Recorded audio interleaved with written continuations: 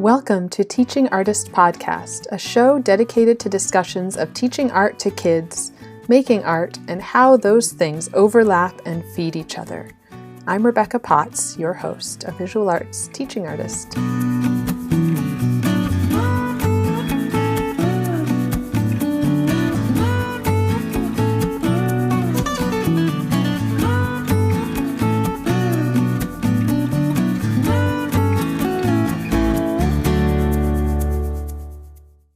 Hi, thank you so much for listening.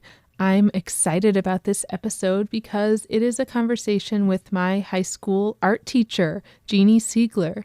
She made such a positive impact in my life, and I can't wait to share her story with you. Do you have an art teacher who helped you through hard times or opened your eyes to new ideas or materials? If you do, think of them while you listen. And before we get to our conversation, I want to share our featured artist this week. Each week, I'm sharing a featured artist as well as a guest interview. I'll share a bit about the featured artist here, as well as sharing images of their work on Instagram and on the website. This week's featured artist is Nicole Foran. Nicole is a mixed media artist and educator based out of Murfreesboro, Tennessee. Her work investigates memory, moral reasoning, and identity. Nicole's work is exhibited internationally and was recently featured in solo exhibitions in Wyoming and Philadelphia. In 2020, her work was featured in solo and small group exhibitions at the Maury Family Gallery in Michigan, the University of Mobile in Alabama, and the James May Gallery in Wisconsin. Here's an excerpt of her artist's statement. The theory of quantum mechanics suggests that all possible outcomes deriving from every circumstance are carried out within their own distinct universes. Physicist Brian Greene describes these universes as numerous slabs floating in a higher dimensional space, much like a slice of bread within a grander cosmic loaf. This series is a visual exploration of collisions within the multiverse, where parallel lives are fleetingly merged into one. Memories and formative experiences are slammed together in cyclical layers, revealing unseen and imagined narratives. And we're sharing Nicole's work on our website at teachingartistpodcast.com/featured artist, and also on our Instagram, so keep an eye out for her work there. If you would like to submit your work to be featured, you can do that on our site at teachingartistpodcast.com/opportunities.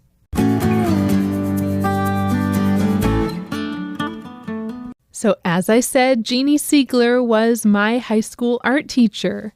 We reconnected a few years ago, and she has shown the same generosity that she always embodied.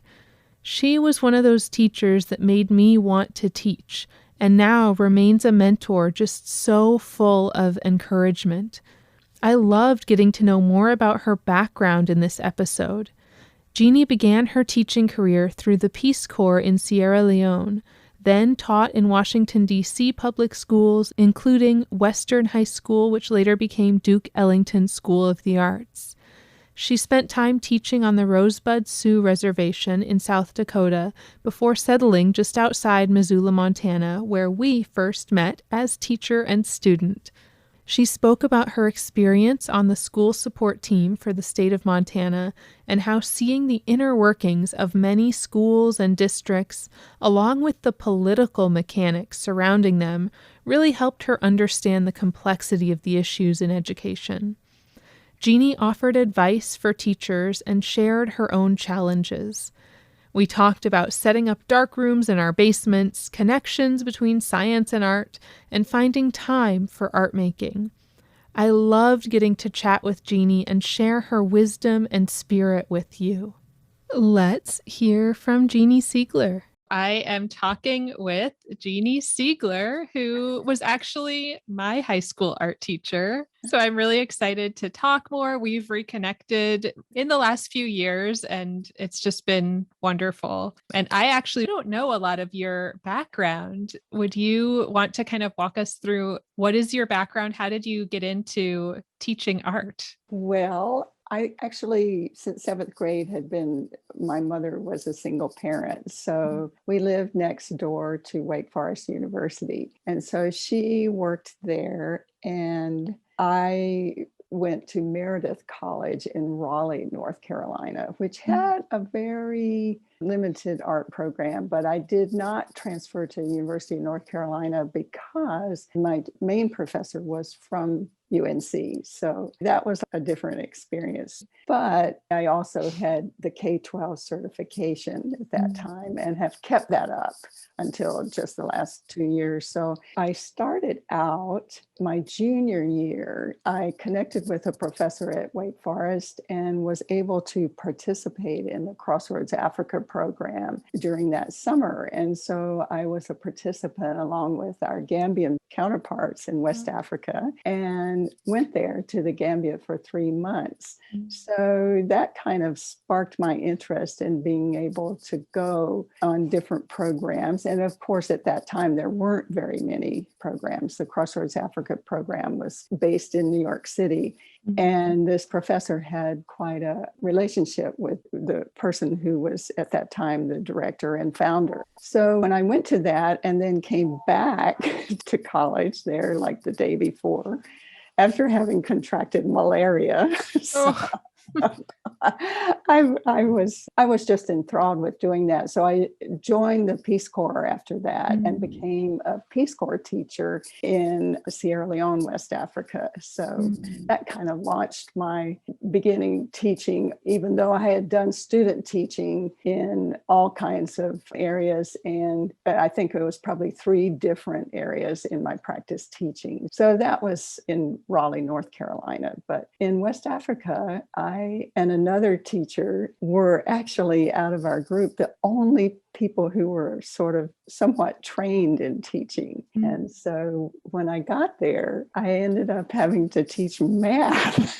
in the secondary school in addition to art, because there weren't enough math teachers or people who had had math as a priority. So I ended up doing that and art, but some of our art was really quite fun. And it seems like every classroom I've ever had since then, except the one I just did the long-term sub for, I've always said, well, don't throw away your usable papers, because that's what I just really needed that. But we learned some things indigenous, and then other things too that we could use, materials that we could find there for too. So it was really a lot of fun. That's amazing. What an experience to have. And did you feel like the students taught you a lot as well? Like, I can imagine that just being really rich. And a good thing was that we were trained in language, and so we could drop back and forth. And the girls that I taught at an all girls secondary school. So that would go from like our junior high through high school, 7 through 12. And they came from all over the country. And so they were all from different backgrounds. And a thing that was really difficult for them was to raise their school fees, because at that time, the school fees were required for attending grade school or secondary school. And that's a big thing, because people at that time made probably families $1 to $2 equivalent dollars a day. You know, it was really, that was in the late 60s through the 70s. So early 70s. Yeah. It was challenging. And the class size was quite challenging too. Like there were almost 40 girls in each class. So wow. Yeah. And teaching a subject that you weren't, I know. completely comfortable with. Right. And I had had through calculus. So at that time, calculus, now calculus is like 8th grade or something. But at that time, and still today, the school system there, it was formerly a British colony. So the school structure was based on a British model, which was, you take a test at the end of these grades and you take another test at the end of this, and then you take another test and you make sure that you can possibly apply to go on to something else, So it is really hard like that. And at that time, there was a big movement to try to get the test more accommodating to circumstances in West Africa as opposed to East Africa. Every place is so different there. And so that was also, well, as Miss Sams at the time, you are not teaching us what's going to be on this test. I was like, well, hopefully I'm teaching you to learn how to do what's going to be on that test, So that was a very challenging thing too. Yeah. That's so tricky. And then how long were you there? When did you? Almost over 2.5 years. So, okay. Yeah, so I was there for a while, which I really liked. I mean, and my husband now was also there, but not at the same time. He was in the northern province, and we weren't married until I came back to the United States. But in teaching there, I think one of the things I really liked that I was asked to teach there, for more years. And I have been back there quite a few times since in the 2000s. So, yeah. Are there students there that you made connections with? Yes, I have found some of them, and not very many because I've asked about them, but also the house that I lived in. The person that owned that house lived in another compound at the back, and I lived in the front. And so she taught in the elementary school. And then, of course, I taught in the 7 through 12. And so we would often talk about school, and we talked about everything. And then when I first came there was another volunteer there from Mississippi, a Black woman who was teaching in the elementary school, and she was just about to finish her time there too. So we lived there together for a few months, and then she left, and then I continued there. So there were times that it was challenging, but living there and knowing other people who taught there, who lived in our village, has quite a few memories. Yeah. And then when you came back, where did you land, sort of? Yeah. Well, we did get married after I came back, and we were in D.C. at the time, Washington, D.C., which is actually where my brother and sister were born. So I kind of remember that area really well. And from there, my husband was working for AT&T at the time, and so we had to move quite a bit. And so within a year, I think we moved about 3 or 4 times. So wow. Yeah. It was a lot. And then we accepted a position that opened in South Dakota on the Rosebud reservation. So we lived there for about 5 years. And some of them have written and said, well, I just wanted to let you know that I'm doing fine, and this is what I'm doing now. And it just has worked out really good. Yeah, I really treasure that. We've been, the last time I went to Sierra Leone in West Africa was in 2017. So I visited the descendants of the people that owned my house who still live there. And wow. It was really quite nice. Yeah, amazing. Did you feel like there were connections or similarities between your time in Africa and then coming to teach on the reservation? There were big differences too. Yeah, there were big differences too. Yes, the whole situation there was quite different. And survival, well, in West Africa, you probably knew that in Sierra Leone, there had been a terrible war that spilled over from Liberia. So many people died in that and had to flee all over. Things were burned up. My school was burned up, and rebel forces staged shootouts and stuff in those places. And it was really traumatic. When I first learned about that was at a program at the University of Montana. And so I was just so taken back by that.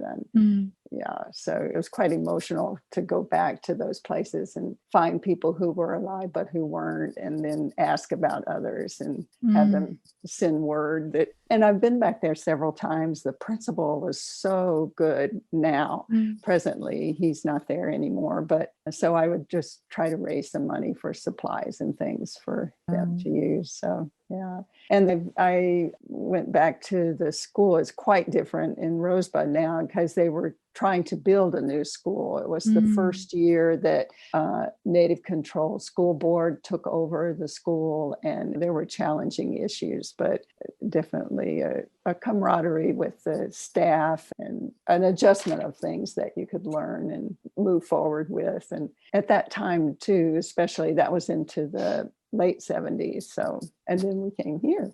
Yeah. So then your next stop was Montana. Yes. And then were you at the same school for a long time, or was No, it? at your high school, Yeah. I was there for 17 years. That was a Wow. long time. But I didn't start out there Mm. because when we moved here, there were only 2 art jobs in the Mhm. state. And Wow. I got the one at Lolo grade school. Oh, And yeah. the other one was in Billings. And so I was like, well, are we going to move to Billings? I don't think we're going to be able to now. Yeah. So it's been quite a journey along the way. Mhm. Yeah. So then you were teaching elementary. Yes, Yeah. elementary. And at the same time, I volunteered at the at the Missoula Art Museum. And Oh, yeah. so, yeah, so I volunteered there and then became their first education extension, person there. Ah. And so I taught and did that and worked that at the same time. So I Ooh. really enjoyed that because I felt like the rural schools were not getting at least the basics that students were getting in Missoula. So I Mm. thought that was important to expand for kids that probably didn't even know there was an art museum. So that was, through the county superintendent, I was Mm. able to do more outreach work with that. Yeah, that's amazing. I remember I lived in Helena when I was younger, but Uh-huh. I remember there going to some kind of after school program at a museum.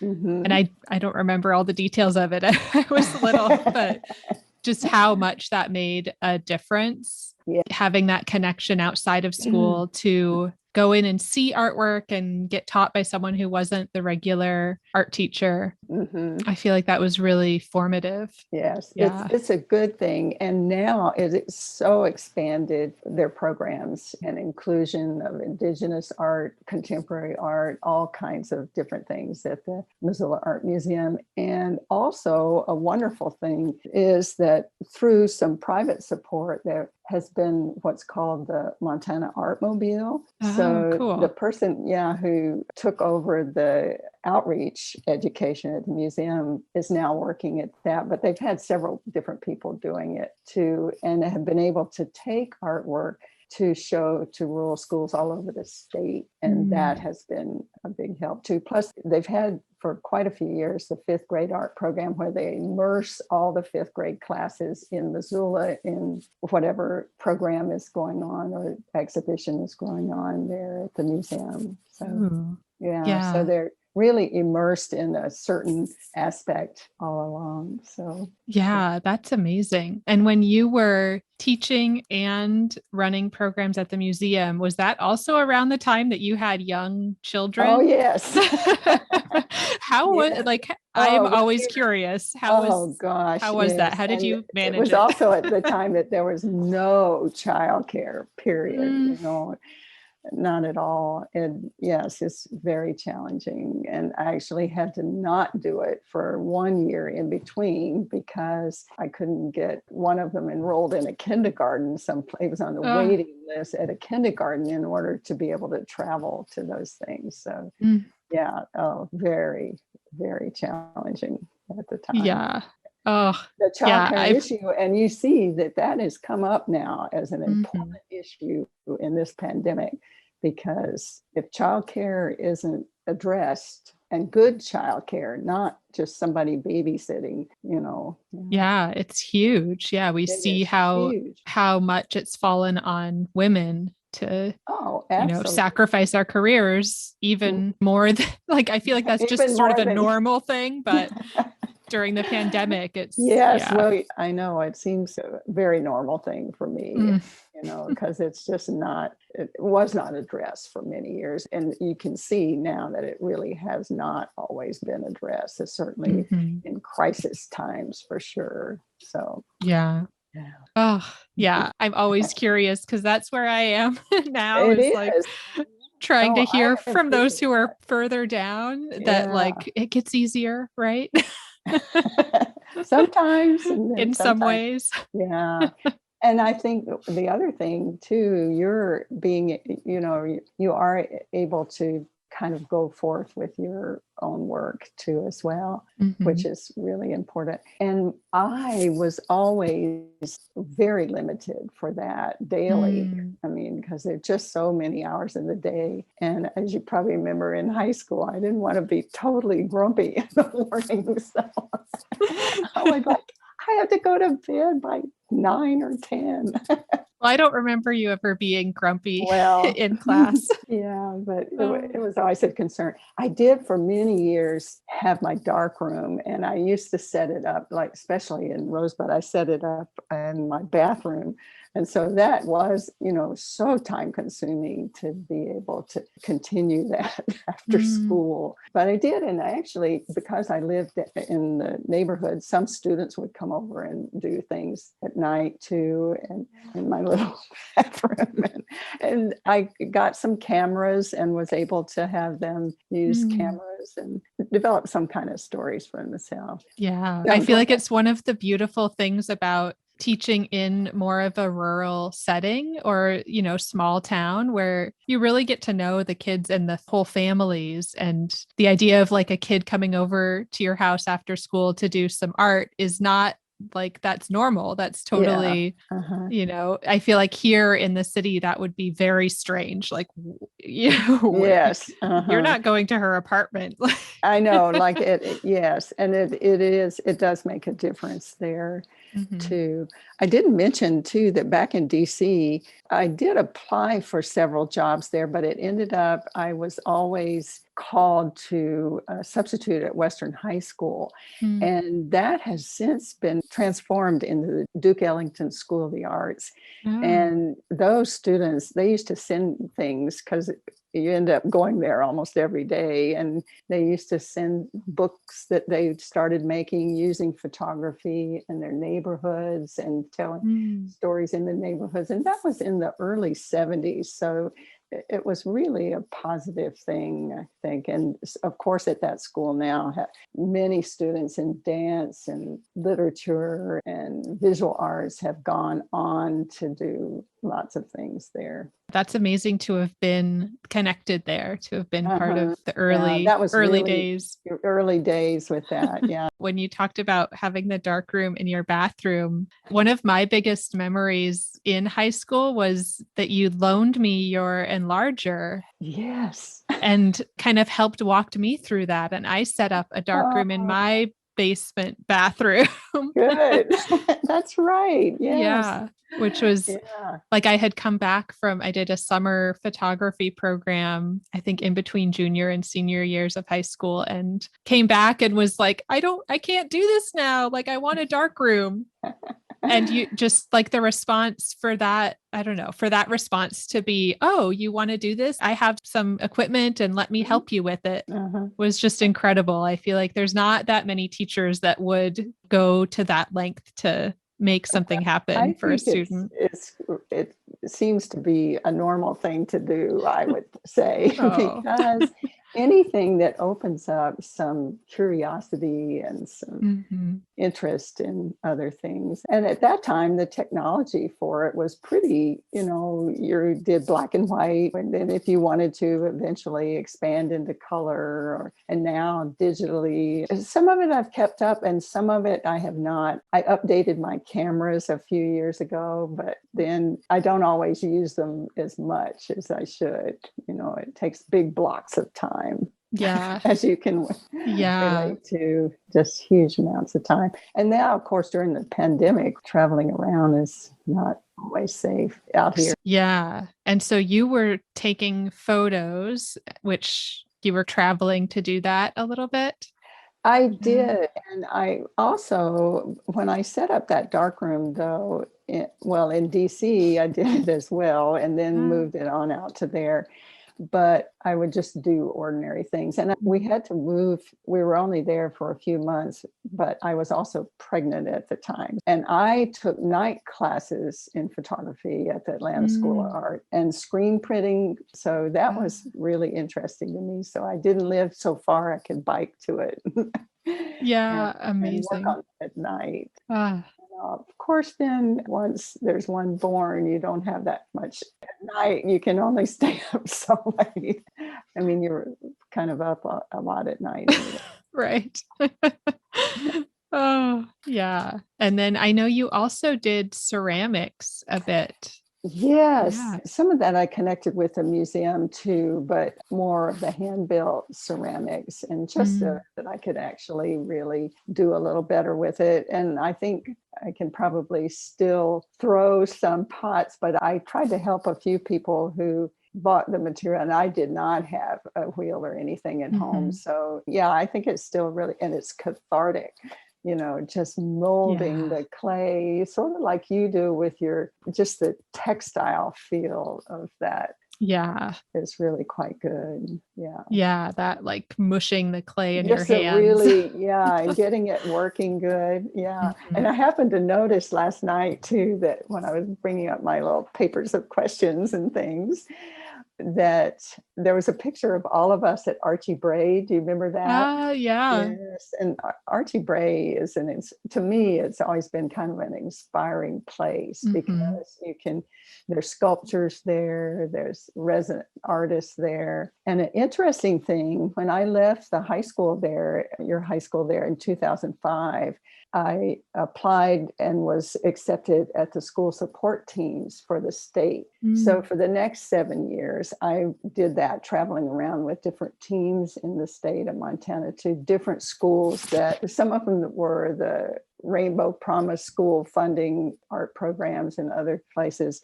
But it was so interesting that here you are in these meetings and workshops with other teachers and administrators. And I would say, well, we give out at 4. Does anybody want to go to Archie Bray? And they never heard of it.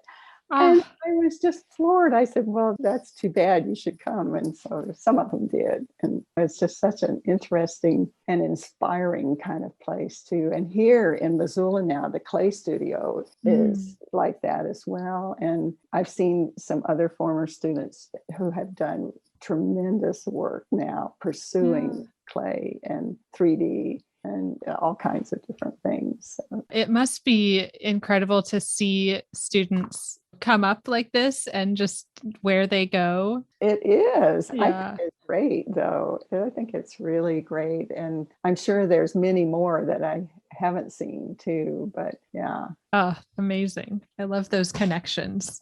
One thing that I talk about here a lot is this idea of anti-racism in the classroom. And I Mhm. feel like in Montana, that's probably been somewhat of a challenge. And I'm curious, maybe a good way to frame it is just how it's kind of shifted over the years, or how you approached it having such incredible experiences before being here, that you were teaching Yes. in Sierra Uh-huh. Leone and then on a Mhm. reservation and in urban school districts. Yeah, and to Yeah. others. Yeah, to me, it is very important, especially as students go up through junior high, especially in high school, that teachers and students take time to reflect on what your environment is and what Mhm. your situation is, and knowing how you can grow or not grow in it, or the need to. And definitely there is a need to, but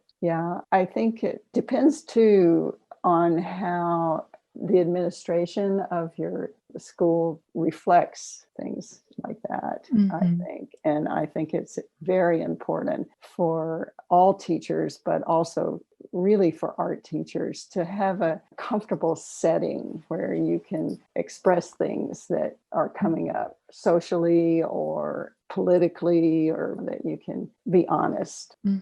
Yeah, that it's a place where students feel safe being Yes, honest. Yeah. and be honest about themselves and their situations. And not everybody is going to, for sure, and there's always that gap between maybe students and teachers for Mhm. that. But I think it needs to be made aware that anti-racism is what you need to really take into consideration, and see how so many stereotypes come up in just what you learn in what artists are producing or what schools are teaching. And honestly, it was really an eye-opener for me to participate those 7 years in the school support teams, Mm.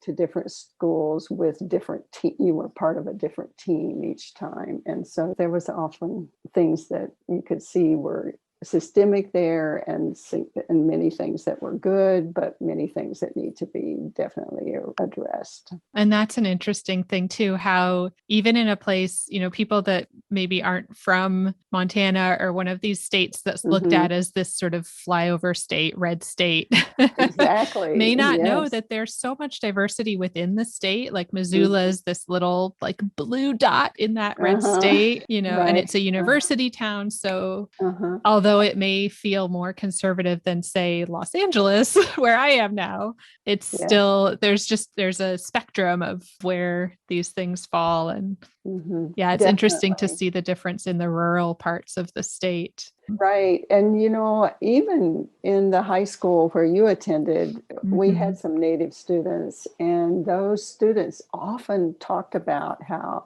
at times, it was a conflict whether they would go to school where they lived or their grandparents lived, if they were their guardians, their Mm-hmm. situation they came from, and how they were treated. And Yeah. so, it definitely, hopefully, is being brought to the forefront more. Yeah. And there's discussions made, because you're never going to move forward unless you have frank and really honest discussions. Yeah. Yeah. And actually, it's interesting too how some of those problems for students as they matured have been overcome, I think, and are moving forward with it, which Mm-hmm. I think is wonderful to see. Yeah. Yeah. And have made lots of contributions Mm-hmm. in art and in their own art forms. Yes, definitely. Yeah. Yeah. And that, I think for there, and not just there, but there were also issues with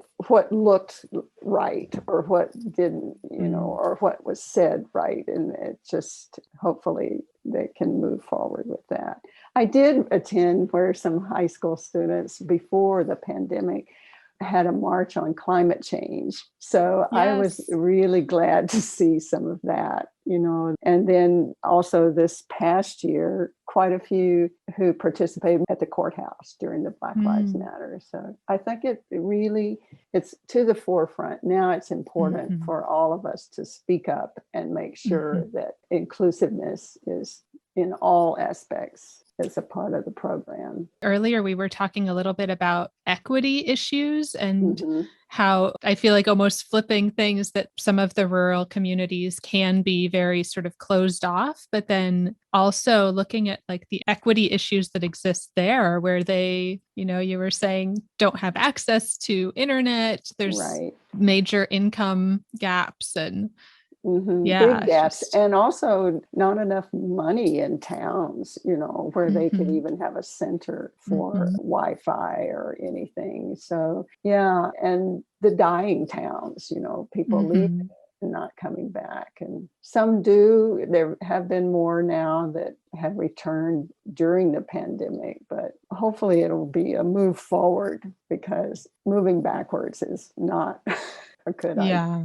Just prolonging things that have been prolonged for way too long. Mm. Yeah, it's interesting how the pandemic has shone this light on the childcare issue that's been an issue for decades, and also on this issue of access now. Like when a school is saying, okay, we're going to go virtual, but that's just physically not possible. The kids don't all have internet.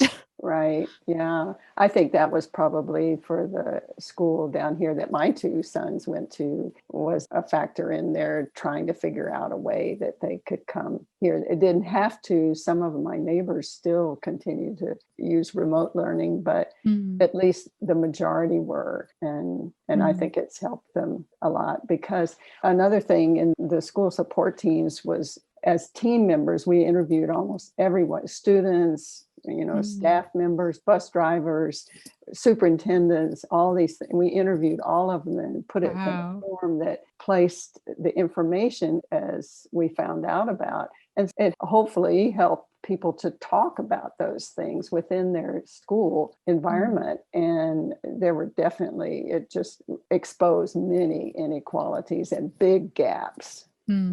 In who was learning and who wasn't, and why and where, and lots of things like that. So I thought those were really, really informative for me, and you end up, after you've been in this long and going to different conventions and, the state conventions and so forth, but you almost knew somebody in every school you went to. But then okay, so you would find out pretty much what was going on there. And also, when they went through the report before you left, usually it would take almost a week to do. And before you left, they would often agree that this is what we know is existing.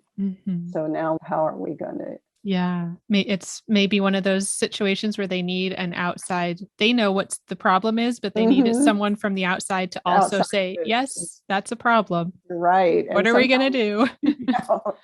And we would often come up with 1, 2, 3 recommendations, and then eventually see how that would go. But the heads of those programs are very political. They're voted. And so when it changes over, and it's not always followed through the same way. Yeah, I really appreciated that, because it helped me understand how things came about in different districts, and the bigger districts like in Billings and Great Falls and Missoula, how things happened there or didn't happen, and then how they happened on all reservations and other for people or K-8 people, small school district, small school settings in rural areas. So yeah, it's interesting to see. Sometimes it's easy to say, well, look at these problems, let's fix it. But then to realize that the fix takes all of these stakeholders who may or may not agree with you on what is the problem and what is the fix. And then if those stakeholders change frequently, it's, how do you handle that? Yeah, it's definitely challenging. And I watch it all the time. I probably send you too many things to have these things in it. But I watch it because you do need to know and be aware of whether it is moving forward, no matter where you are, whether it's a rural area or an urban area or just somewhere in between. Someplace in between. So definitely. It's interesting to know what's going on in these different places and keep track of it, and try to figure out what can we do as individuals, as teachers, as we kind of move up and maybe take on higher roles within education. Yes, definitely.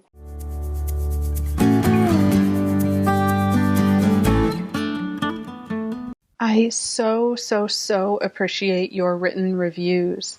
It is incredibly meaningful to hear your feedback and how these conversations inspire, encourage, and entertain you. So if you're enjoying the show and you want to continue to support the show, reviews make such a difference, and they don't cost any money. You can leave a review by just scrolling to the bottom of wherever you're listening to this and hitting the 5 stars or writing what you've enjoyed about the show so far. Another fabulous and free way that you can support the show is to share the episodes you're listening to on Instagram or your favorite social media, Facebook, Twitter, I don't know, whatever you have. Screenshot and share to your stories in Instagram It makes me so happy to see you folks listening to this in your studios, on your commute, in your classroom, and to hear what your takeaways are. Don't forget to tag Teaching Artist Podcast so I can see it. And if you want to also tag my personal account, you can, and that is Potts Art, Pottsart.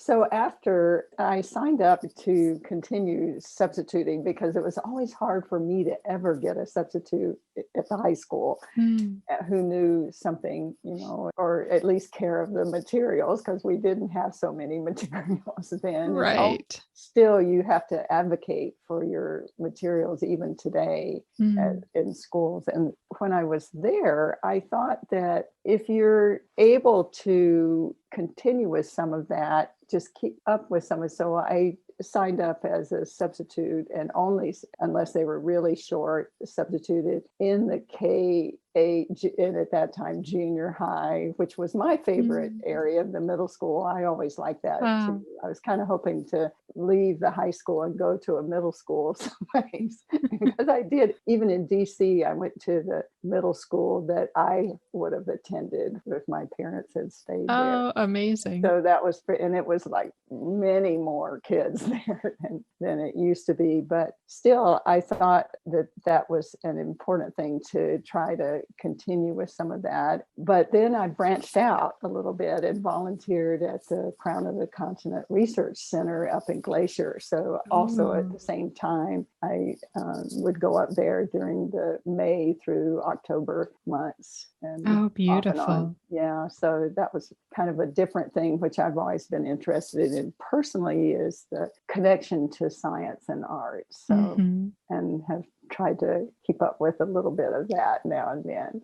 Did that inspire artwork for you? Yes, it did. Some of it did. Yes, for sure. Yeah. One thing seems like I never have enough time to do is set aside time to at least draw something in the, for a little while in the day. So I took my big cameras a few times, but it's a lot to lug all of that to the top of somewhere. Ooh, yeah. So you have to look for these things. So I didn't carry that. I carried my phone more. So we do almost everything digitally now, but of course it stopped there the last two seasons in the pandemic. But I thoroughly enjoyed that. And for my own artwork, I tried to incorporate some of that and start out, making sure I could sort of render situations, correctly, and then branched out from there. And I often get criticism from my neighbors that look at things, so I don't always put them downstairs stuff, because it doesn't look like something. I'm like, well, maybe that's something as art teachers we deal with forever, that people think you're an artist if you could draw something perfectly, when it doesn't have to be that. I don't know if you run into that anymore, but it was often, and still is for my neighbors anyway, in a rural area. So I try to keep up with drawing, but don't always get to it every day. But then think about it during the rest of the times and how I can expand that. So I have done a few things like that. Yeah, that's beautiful. Yeah, I definitely see people wanting to see accuracy versus creative expression, and where and you can have both in the same work, but you don't have to have both. I know, you don't have to have them be the permanent thing, and you can just expand your mind and kind of figure out other things that work with it. And then of course my last comment is always, well, the camera was invented in the 1800s, so if you want an exact image, you can you get that with your camera, but use your camera figure out other things. And I think more and more people, of course, now see that a little better. Yeah. I wonder if you said that in our classes, because I've used that. That's sort of something that's ringing in my head. Like, well, the camera was invented. So, like, I don't need to take. I probably did. Maybe that's where that came from. Well, I still have to say that to some people, so whenever you come over, you can come into my room there and go through things. And I wish there were more. I do have to really set aside time to try to use it like that. I have some little books that I often put ideas in, and keep little things going. And then even if I have to come back to them even over a year later or something, then I just look at it as, okay, so what could I do more with that now? Yeah, I feel like those journals and sketchbooks and even photos, all of that is, reference for something. And I like also hearing the idea of it's always kind of spinning around in your brain a little bit too. Yeah, it is. And just the use of lots of different materials that you might not have tried before too, and different kinds of things. That I think that's a fun thing to go with. But mostly I have used the drawings sort of as a base and then added other things with it. And I have added some photos with things, that look kind of funny, but then like collage sort of. Yeah, sort of collage some of them, and especially to trips that I've been on. I think that's a fun thing to do too. And when you're drawing, do you draw from a photo, or is it more from memory, or even from, like, do you bring your materials, a little sketchbook outside with you and draw? Sometimes I have, and other time, and I've done that with my, as we were doing these surveys there for the center in Glacier, I would also have my small little thing, and I just draw in something there, or and add a little bit to it. But mostly I've just kind of looked at different ways of, well, what could I do with this? And then some things I've rejected as, that I wouldn't really pursue. I've always had an interest in abstract art. So I've always thought that, just because you can render something perfectly doesn't mean that you always have to do that. So I like the idea of adding other things and making it a part of something else. And it seems in my life it's all a matter of time. And at one time it was a matter of resources, because I didn't have enough to use a lot of different things. But art supplies are expensive. They're so expensive even now. The last thing that I finished was one big roll of canvas that I had gotten years ago, and I had a big last piece, which I always like to do big things, but in a small area, as you can appreciate, you can't always do big things, or you have to do them outside, and the weather's not always permitting here for sure. But so I took that one up and did it out, then stretched it, and then put it on, and so it worked. It was pretty fun That's such a good feeling too. But then you're like, now you have to go buy another roll of canvas. I know. And then I had to ask a former student that works at the hospital, and she said that she would put it in her basement for me because I didn't have enough room. A place for it. Yeah. And then you also, like, you talked about the time that you have to make art, but you're also, do you still have horses? And you're only have 2 now, but okay. Still, yes. But that, all of the other things in your life take so much time. I know. Sometimes I wonder, how did school fit in there? Well, I just come one, got to do this, and this.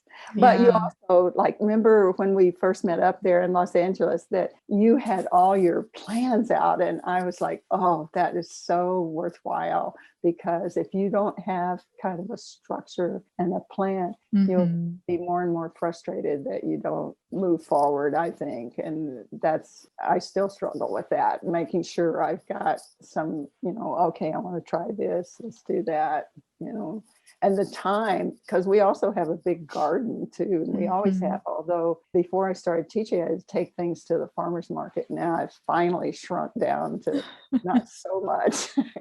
Yeah. But it does take a lot of time, Mhm. and then there's always repairs and updates and Mm. minimal things, but still, yeah, Yeah. time. Raising kids. Raising kids, and my kids are out of school, and then affording for them to go to school too, Mm. back during the high school teaching days. And yeah, so it seems like it's always. And then also participating in community things that you need to Mm. go to and or be a part of and support. So Yeah. Yeah. Always a lot. Yeah. I feel like it's helped me to set aside specific studio time and just kind of force myself to be like, this is time that you have to make art. You can't, even if there's other things that need to be done, you have to somehow make them like finish them in the other time. yeah. And uh, if you weren't organized, really, how could you do that? yeah. I couldn't. I guess I'd just be too scattered, and sometimes I feel so scattered that Mm. See, it's even something at 74. It's still a challenge. It's still a challenge. So I know. I think you're way ahead of the game. You're way ahead of me. Uh, yeah, I feel sometimes I look more more organized than I really am.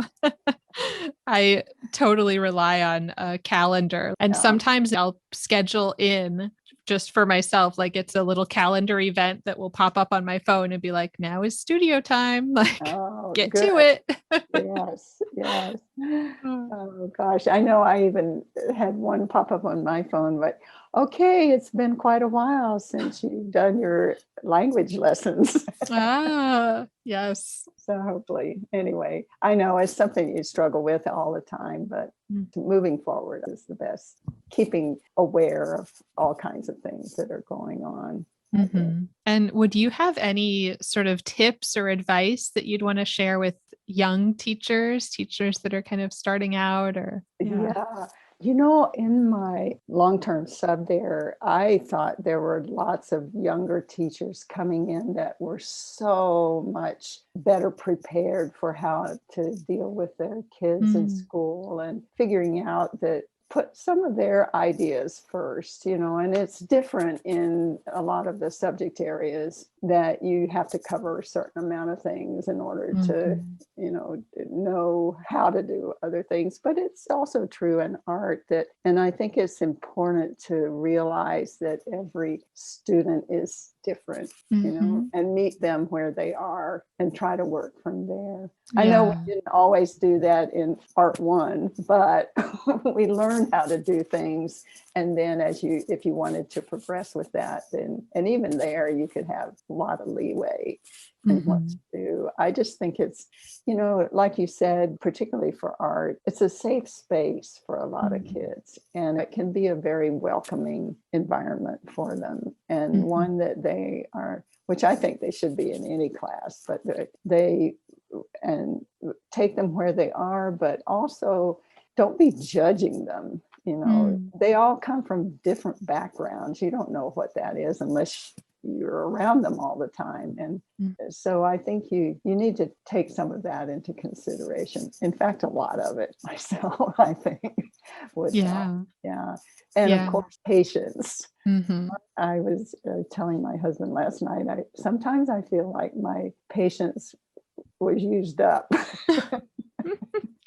Yes. I I know. don't I always get definitely patient. Don't you feel like that as well? yeah, I feel like it's less now that I'm not just in the pandemic. I haven't been going into school and teaching in a classroom, but there were definitely days where I would teach all day and then come home and like my daughter and my husband are asking me things and I'm like, enough, guys. I know. Just there's no patience left.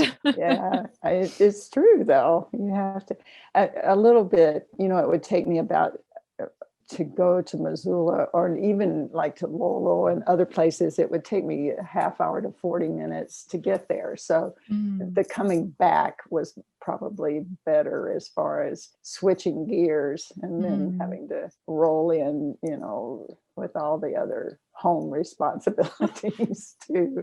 So that helped a little bit, even though it took up more time. It took another hour out of your day at the least and all. But then most other people had to do the same thing here in this state, especially in urban areas. They often have to travel, to get to wherever their job is. So yeah, I'm here. My commute was about 30 minutes, which is not much for compared here, to others. for there, yes, in Los I Angeles. Yes, I know. Even if you rode the train, it was still, it was time consuming, and to get to other places too. So certainly driving. But I appreciate that sort of using that as like downtime, transition time. Yeah, definitely the end of the day too. Yeah. And the starting out in the morning was another thing. I was never one to stay in the teachers' lounges. I don't even think places are, they have a few of them now, I guess, but you don't have much time now. Everything is really packed up with whatever other duties you have to do. And I was like, oh man, I think, the hour is already, how many hours have you already been up? And then, it's just it's a lot. It gets to be a lot, and you have to really control your patience kind of thing. It never works to be the other way.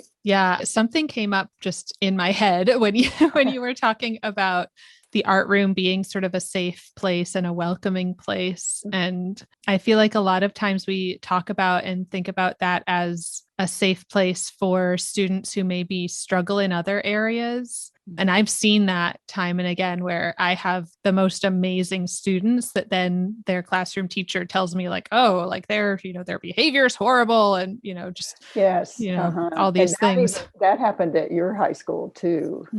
Yes, definitely. And I guess it's just important to recognize that and give it a little space and if you can, sometimes talk about it and what's gone on. But I also think back at, well, there's some students like that, but then maybe they're not challenged in the correct way. Figure out that learning program for each one. It may be different. And the other thing, it resonated for me because I was so just pushing myself really hard. I wanted to be like the best student, the best at everything, and was really stressed out for most of high school. But the art room for me was also that safe place, that place where I didn't have to be stressed out, where I could just enjoy myself and do something I love to do and not be so worried about grades and right. Yeah. And I was thinking about that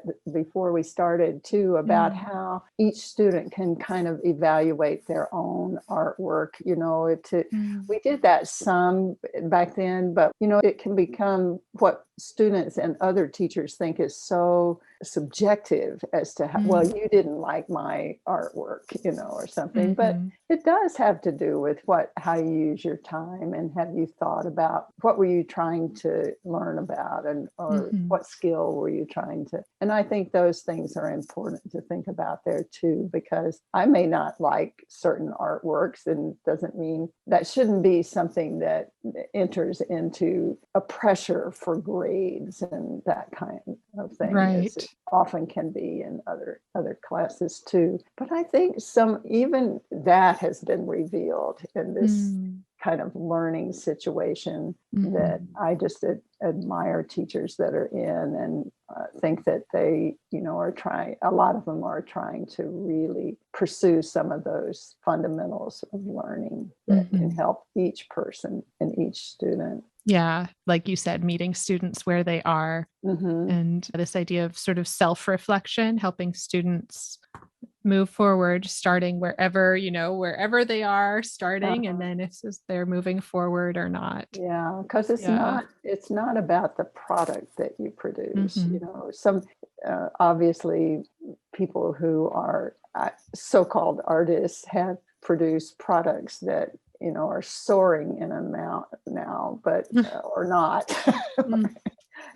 But still, it's a journey, I think, for you as a person. And so I think that's an important thing to remember about that. Yeah, absolutely. I always love the really broad questions. What are you curious about right now? Oh my gosh, all kinds of things. And I did consider it one time because there was a workshop at the museum about scientific illustration, but that connection between science and art, I think, is just an amazing thing to pursue. And when I was a little girl, I collected insects. I collected all kinds of things that I just thought were really interesting. And I had a little microscope that my mom gave me, and I just would look at everything. And so I've always had quite a bit of curiosity. That's why I really enjoy the work at Glacier too, because there's lots of things that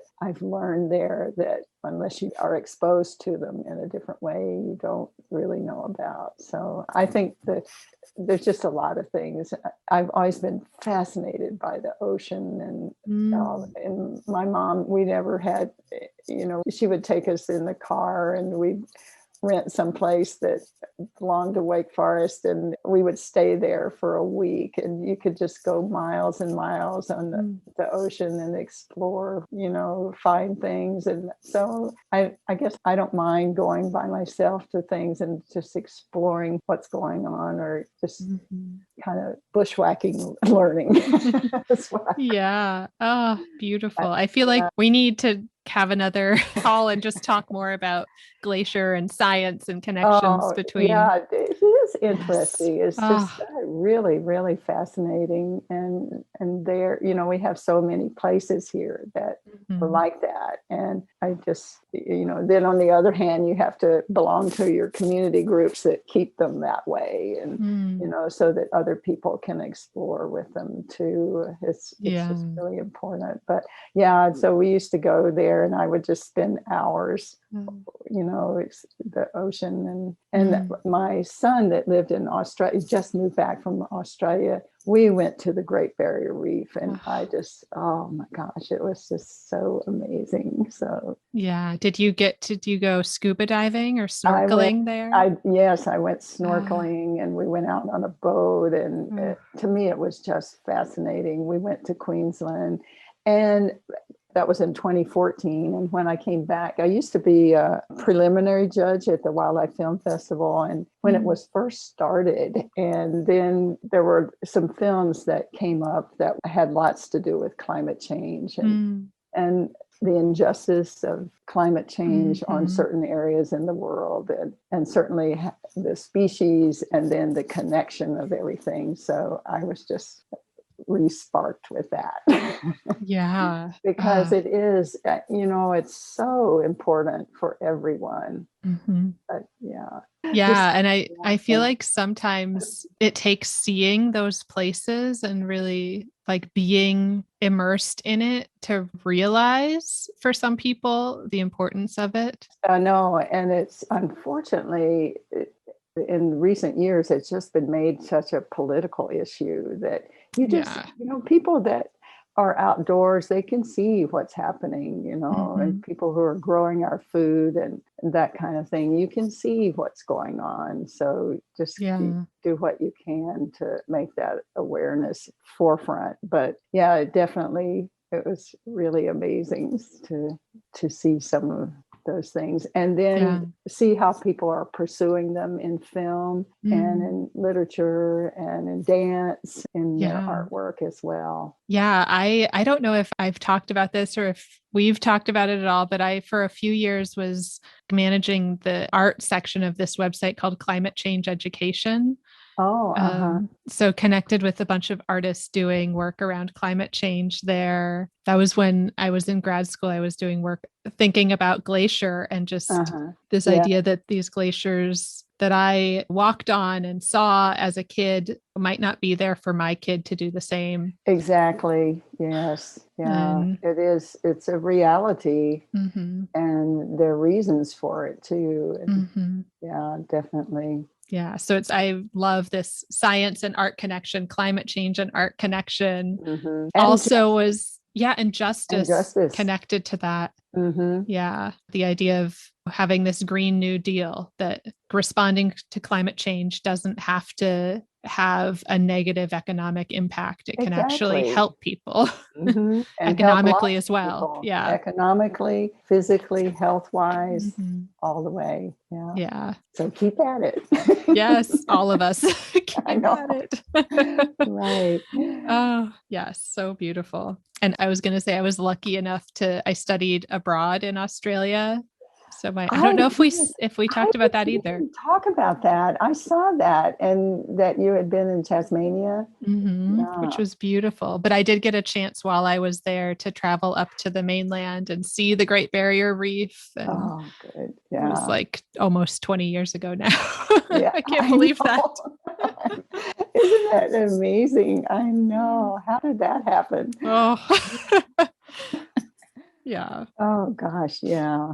Well, I'm glad they got to move closer, my oldest son, but I still miss going there to see. He went to Tasmania and he thought it was Mm. really amazing. Yeah. Yeah, it's beautiful. Yeah. Yeah, that was what a good opportunity that was. See, you just find things and there you are. Just go for it. Yeah. Yes, yes, definitely. And it's harder when your kids are growing up to Yeah. do things like that, but keep them in mind anyway. You might be able to. Yeah. Now I've been looking for residencies that are truly family friendly. There's some out there that Yes, there's a and lot that claim to be family friendly and aren't really, but there's some mhm, that really are. yeah, and your family structure is important too. So Mhm. you have to balance everything Yeah. for sure. Okay. I have a fun, just kind of silly question. What is your favorite food? Probably my husband's meatballs and spaghetti. Ooh. He used to make them when we lived in Sierra Leone, so I've held him to uh, that for all these years. yeah, as almost like a taste of home. Yeah, uh-huh, Uh, definitely. Yeah. We're sometimes at odds about lots of things, but it's good to uh, keep a better perspective, that's for mm, sure. yeah. Yeah, Uh, it was always funny. I always say that, but I truly do mean that. Yeah, that's kind of my favorite. nice. Yeah. Yeah. But I And haven't been any place out to eat and yeah, I know we have been super careful as well. And it is, and it's yeah. really, yeah, it's great to be able to even visually now talk about other things and talk to you again. Yeah, because we were the last time I was in Los Angeles, then Was it wasn't a just a few few years months. ago. Yeah, it Yeah. was a few years ago now, more than two, and hmm then it's gone. Yeah, Yeah. It but goes so moving around fast. to everything. Well, just moving around to seeing people too is, hmm yeah, hopefully it'll be better soon. But Yeah. yeah. I wanted to give space for you to give a thank you or a shout out to anyone if there's anybody who's really Oh helped you along gosh, the way. I would say my thank you is to lots of students who have shown me forward and Mm, have seen their work go forward no matter mm, what they did. So yeah, I think that's one of the best things from almost every place mhm. where I've taught. Yeah, I it's I think amazing to see. I just think that's one of the best rewards too, and thank yous, because that Mm, gives you inspiration to keep up with that. yeah. The other thing I've noticed that there's so much more interest in art and creativity and how you can explore different aspects and explore different media and that kind of thing. I think it's wonderful. And more Yeah. people are participating now too, hmm and more people who never got recognized are getting recognized. hmm So I think that's a wonderful thing. Yeah. Yeah. It's amazing to see. And I can totally see how that's keeps you going, keeps you inspired. Yeah, and you have to keep focusing on that Mhm. sometimes too. Yeah, I feel like I talk to a lot of teachers who say the spark for them becoming a teacher was either a really bad teacher that they wanted to like, I'm not going to do that, or it was a really amazing teacher that just put them on this path and, changed their lives really. Like you can have that impact on students. I hope so, because I actually during the time frame, I went to a huge high school, but I went to a smaller college, and I never took any kind of art in high school. And some of those people have done really well too. And I mean, just have pursued their interest in that. And I guess I just think it depends on what positive things you kind of picked up on. Yeah. And try not to pick up on too many of the negative or spread too many of the negative ones. Yeah. Yeah. Well, I definitely feel like the generosity that you show towards your students and just the way I feel like even when I was a student many years ago, that you were really meeting each student where they were and saying like, oh, little Becky, you have this interest in painting. Like I got really into painting all these flowers or something at one point, and you were like, great, here's more paint, I'll give you some feedback, but like go follow that, what you're interested in. Yeah. Or you want to photograph, here I have an enlarger, like Yeah, that's wonderful to hear. And probably there's some that didn't, but I just hope that's what you build on, I think. And that is so, and you are so good. See, you pass it on because you share so many things, and just the way you've done your podcast and sharing your ideas about changing times and people who are addressing changing times. And I just think that's wonderful. Really wonderful. Yeah. Thank you.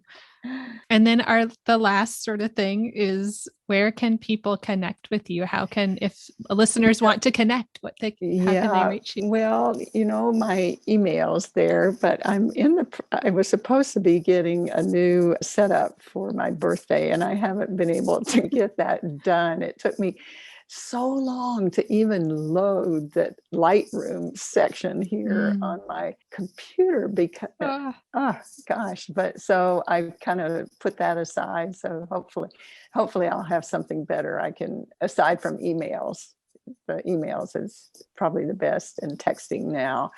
Yeah. And I'm just looking, do you still have Instagram? Would people be able to connect? I know. I realized that, oh gosh, it's been a long time since I put anything on. Yes. But that might be an alternative too. Yes. Yes, definitely. I still have a Facebook account, and I've had a Twitter account as well, but I've always thought that the social media could be a very positive thing. So I try to just look at the positive things on it, because the others sometimes are overwhelming, definitely the abuse of it and so forth. But it was even something in traveling around to those schools that as groups, we often said, this is what you can be using your social media to the advantage of so many things. So think positively there. And sometimes that is hard to do and come back to. Yeah, but it can be such a tool for connection. Oh, absolutely. And really good connection too with people all over the world. So that was so much better. I can't remember now if you were in high school when I first started the landscapes project. And our exchanges with other schools, like in Hungary and in West Africa and all around. But now those things are probably, it was so hard then because not everybody had the same kind of connectivity. And we pursued the influence of your own landscape, rural or urban, and were able to send photos and stuff like that. But it was really, really difficult at that time in the late 90s to make sure that people had access to the way to do that. And I think that's easy to do now. You can set up your own virtual museums and galleries and everything, and I just think that's wonderful. Yeah. There's so many ways of connecting Mm-hmm. with different people and with people teaching too. Mm-hmm. So you have done a fantastic job with that, Oh. connecting. Thank you. Yeah, it's Now been I just need to get, amazing how those connections can happen and across the world. yeah, Yeah. easily across the Mhm. world because it's so available if you use it Mhm. that way, I think. Yeah. Mhm. Well, thank you so much. I keep Thank wanting to you. say thank you, Miss Siegler. Oh, no. Thank you, No, I Jeannie. go to, yes, my first name, I liked it better. Yeah. Yes, thank you. I just have been honored that you even asked me for interviewing, and I hope it didn't ramble on too much, but No, I think it I was certainly great. enjoy it every time. We'll have to get together some more soon. Yeah, thank you.